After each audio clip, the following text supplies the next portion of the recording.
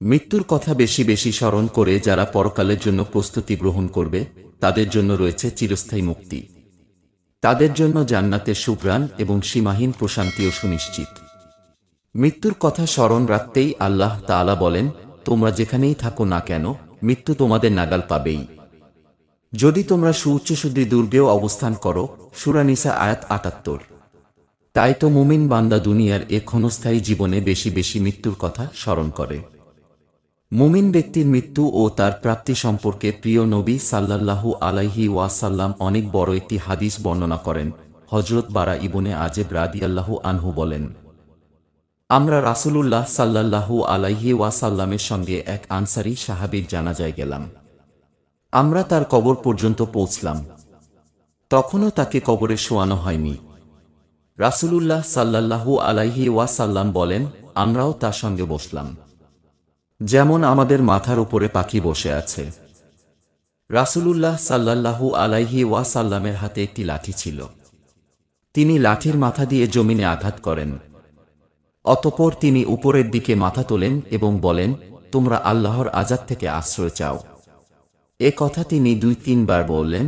এরপর রাসূলুল্লাহ সাল্লাল্লাহু আলাইহি ওয়াসাল্লাম বর্ণনা করেন, ওর মুমিন বান্দা যখন দুনিয়া ত্যাগ করে আখিরাতে পাড়ি জমানোর সময় উপস্থিত হয়, তখন আসমান থেকে সাদা চেহারা বিশিষ্ট ফেরেশতারা নিচে নেমে আসেন।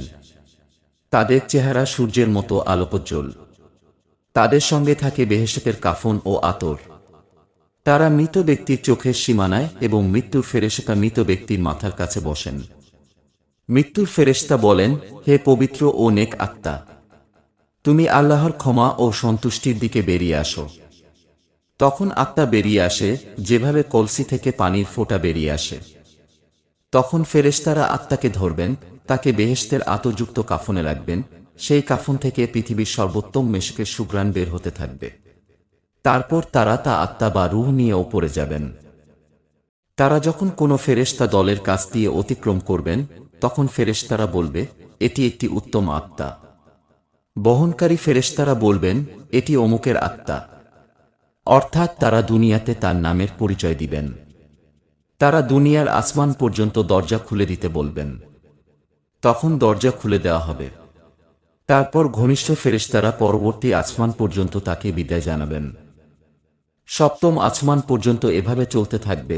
অতঃপর আল্লাহ তাআলা আদেশ দেবেন, আমার বান্দার দফতর ইল্লিয়িনে লিখে রাখে।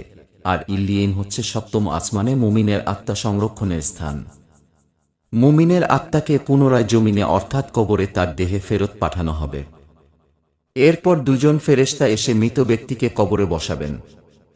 তাকে জিজ্ঞাসা করবেন, তোমার রব কে? আত্মা বলবে, আমার রব আল্লাহ। তারপর জিজ্ঞেস করবেন, তোমার দিন কি? আত্মা বলবে, আমার দিন ইসলাম। ফেরেশতারা জিজ্ঞেস করবেন, তোমার কাছে প্রেরিত লোকটি কে? আত্মা বলবে, তিনি আল্লাহর রাসূল। তারপর জিজ্ঞেস করবেন, তুমি কিভাবে জানো? আত্মা বলবে, আমি আল্লাহর কিতাব পড়েছি, এর উপর ঈমান এনেছি এবং তা বিশ্বাস করেছি। এরপর আকাশ থেকে একজন আহ্বানকারী আওয়াজ দিয়ে বলবেন, আমার বান্দা ঠিক বলেছে, তার জন্য বেহেশতের বিছানা বিছিয়ে দাও এবং বেহেশতের একটি দরজা তাতে খুলে দাও। তখন সে বেহেশতের সুঘ্রাণ ও প্রশান্তি লাভ করবে।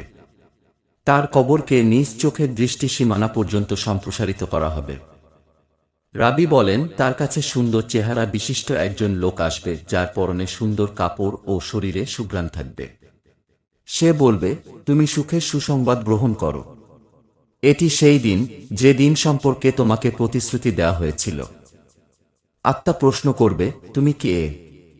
সুন্দর চেহারা নিয়ে কে আমাকে সুসংবাদ দিচ্ছ? লোকটি উত্তর দেবে, আমি তোমার নেক আমল বা ভালো কাজ। তারপর আত্মা ফরিয়াদ করতে থাকবে, হে আমার রব, কিয়ামত কায়েম করো, কিয়ামত ঘটাও, যেন আমি আমার পরিবার পরিজন ও মাল সম্পদের কাছে যেতে পারি। আল্লাহ তাআলা মুসলিম উম্মাহকে মুমিন বান্দা হওয়ার তৌফিক দান করুন। বেশি বেশি মৃত্যুর কথা স্মরণ করার তৌফিক দান করুন। পরকালের প্রথম মঞ্জিল কবর থেকে শুরু করে বিচার দিবস পর্যন্ত উত্তম প্রতিদান লাভের তৌফিক দান করুন।